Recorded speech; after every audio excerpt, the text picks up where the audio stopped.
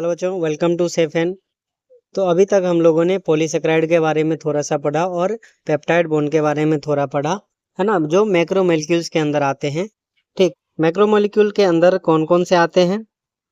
तो मैक्रोमोलेक्यूल के अंदर आगे कार्बोहाइड्रेट्स आ गए, ठीक है, फैट आ गए, कार्बोहाइड्रेट मीन्स पॉलीसेकेराइड, है ना, फैट आ गए, उसके बाद प्रोटीन आ जाएगा एंड न्यूक्लिक एसिड आ जाएगा।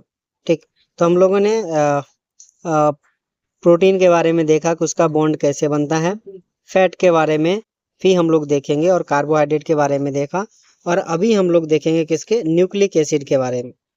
ठीक है, न्यूक्लिक एसिड में हमें क्या देखना है कि the other type of macromolecules that one would find in acid insoluble fraction of any living tissue is nucleic acid. मतलब ये जो चार चीजें आ रहे थे फैट एसिड इंसोल्यूबल पूल में, है ना, उसमें कौन कौन थे? कार्बोहाइड्रेट यानी कि पॉलीसेकेराइड, प्रोटीन, फैट, है ना, एंड न्यूक्लिक एसिड। तो उसमें से न्यूक्लिक एसिड भी क्या है? एक है। These are polynucleotide. ये न्यूक्लिक एसिड क्या है? पॉलीन्यूक्लियोटाइड है। Together with polysaccharide and polypeptide, this comprises the true macromolecular fractions of any living tissue or the cell, है ना।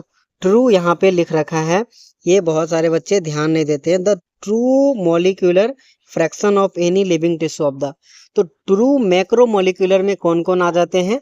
तीन ही आ जाते हैं, जिसमें फैट नहीं आता है। ठीक है, उसमें पॉलीसेकेराइड आ गया, प्रोटीन आ गया और न्यूक्लिक एसिड। ये तीन ही जो है वो ट्रू मैक्रोमोलिक्यूल के अंदर आते हैं, बाकी नहीं आता है। For nucleic acid the building block is a nucleotide. Nucleic acid के लिए बिल्डिंग ब्लॉक क्या है? न्यूक्लियोटाइड। एक न्यूक्लियोटाइड, दूसरे न्यूक्लियोटाइड, तीसरा न्यूक्लियोटाइड, चौथा न्यूक्लियोटाइड, ऐसे ऐड हो के क्या होता है? न्यूक्लिक एसिड का फॉर्मेशन होता है। A nucleotide has 3 chemically distinct component. Nucleotides के पास क्या है? 3 केमिकली डिस्टिंक्ट कंपोनेंट हैं, और वो कौन कौन से हैं? पहला है one of the heterocyclic compound. One of is a heterocyclic compound, उसमें एक क्या है? हेट्रोसाइक्लिक कंपाउंड है ना। द सेकेंड इज मोनोसेकेराइड, है ना, and the third is phosphoric acid और फॉस्फेट। और तीसरा क्या है? फॉस्फोरिक एसिड है या फिर फॉस्फेट है। तो इस पे क्या हो रखा है? एक बार क्वेश्चन तो आ ही रखा है, इससे पहले इसमें किस किस के मिलके बना हुआ है, इस पे क्वेश्चन एक बार आ रखा है। ठीक, इसके आगे हम लोग देखते हैं। As you noticed in figure 9.1, the heterocyclic compound in nucleic acid are the nitrogenous base name adenine, guanine, uracil, cytosine and thymine, है ना। मतलब कि यहाँ पे दो न्यूक्लिक एसिड पाए जाते हैं, एक होते हैं प्यूरिन, है ना, एक होते हैं पिरिमिडिन। प्यूरिन जो होते हैं उसमें 2 साइक्लिक रिंग प्रेजेंट होते हैं, एंड पायरिमिडिन में 1 साइक्लिक रिंग प्रेजेंट होते हैं। ठीक है, प्यूरिन में जो एक साइक्लिक रिंग प्रेजेंट, पायरिमिडिन में 1 साइक्लिक रिंग प्रेजेंट होते हैं, उसमें 2 कार्बन, 2 नाइट्रोजन होते हैं, और कार्बन का ऐसे एक 6 मेंबर का रिंग बना होता है। ठीक, तो उसमें क्या होते हैं, कौन कौन से आते हैं? एडेनिन, ग्वानिन, साइटोसिन, है ना, एडेनिन, ग्वानिन, है ना, साइटोसिन, थाइमिन एंड यूरेसिल। ये सभी क्या है? आपको नाइट्रोजिनस बेस है।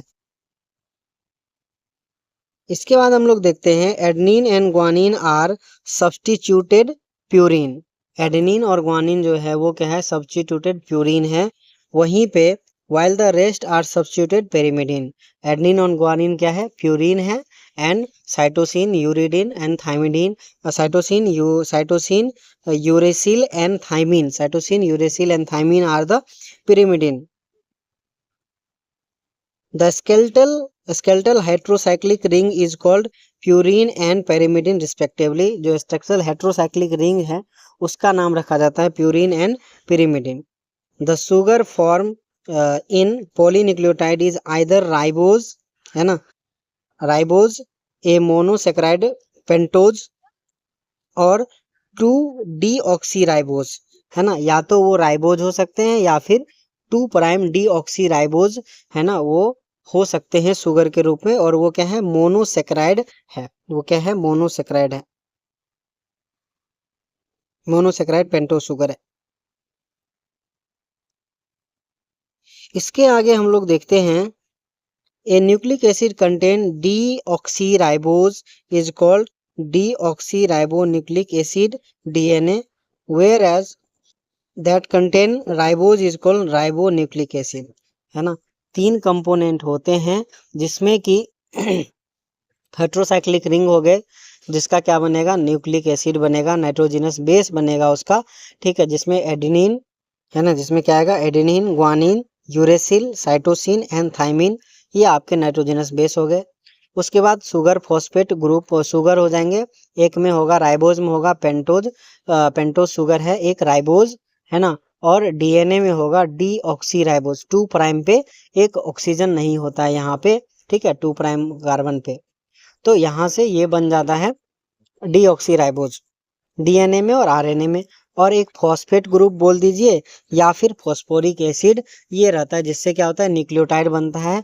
और इसके आगे हम लोग आगे भी पढ़ेंगे, ठीक है, दूसरे चैप्टर में पढ़ेंगे, ताकि वहाँ पे क्या होता है, फॉस्फोडाइस्टर लिंकेज की वजह से फॉस्फोएस्टर लिंकेज होता है, उसके वजह से फॉस्फेट ऐड होता है, नाइट्रोजन और नाइट्रोजनस बेस और शुगर जो होता है वो ग्लाइकोसिडिक लिंकेज से ऐड होता है। बाकी इसमें फॉस्फोडाइस्टर लिंकेज आती है, और कितने बेस पेयर होते हैं, बेस पेयर के बीच में डिस्टेंस कितने होते हैं, ये सभी चीज़ें हम लोग 12th वाले पोर्शन में पढ़ेंगे। अभी इसके लिए न्यूक्लिक एसिड में इतना ही है। Thank you so much. इसके आगे हम लोग देखेंगे स्ट्रक्चर ऑफ प्रोटीन अगले पार्ट में। तब तक के लिए okay bye, thank you so much.